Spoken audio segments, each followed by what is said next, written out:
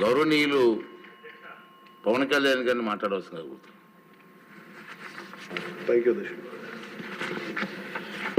గౌరవ ముఖ్యమంత్రి గారు ఈ లా అండ్ ఆర్డర్ గంజాయి మీద ఈ శ్వేతపత్రం చాలా కాంప్రహెన్సివ్గా, చాలా హోలిస్టిక్గా ఉంది సార్. గౌరవ ముఖ్యమంత్రి గారు చెప్పదలుచుకుంటుంది మీ ద్వారా ఈ వే ఫార్వర్డ్ దాంట్లో దాదాపు 6 పాయింట్స్ తోటి చేశారు ఎలా వే ఫార్వర్డ్ చేయాలని. సో ప్రత్యేకించి లా అండ్ ఆర్డర్ మీద ఇంకొంచెం లోతుగా ఇంకొక సెషన్ జరగాలి అని చెప్పి మీ తరఫున ముఖ్యమంత్రి గారికి అభ్యర్థిస్తున్నాను. ఈరోజేమో మోర్ ఆఫ్ పార్టీ పరంగా ఏమేం జరిగాయని చర్చించాం. ఆ రోజున భవిష్యత్తు ప్రణాళిక ఎలా ఉండాలి, చట్టం అంటే భయం వచ్చేలా ఉండాలి, వీటన్నిటి మీద అందరి గౌరవ సభ్యులు అందరి అభిప్రాయాలు తీసుకునేలా దీనికి ఒక విస్తృతమైన చర్చ జరగాలి.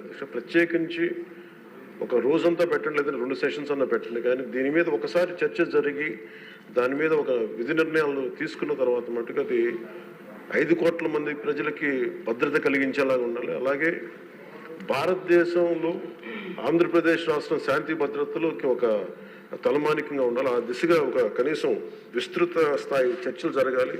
అలాంటి దానికి మీరు ఇనిషియేట్ చేయాలని చెప్పి మీ తరఫున ముఖ్యమంత్రి గారిని కోరుకున్నాను.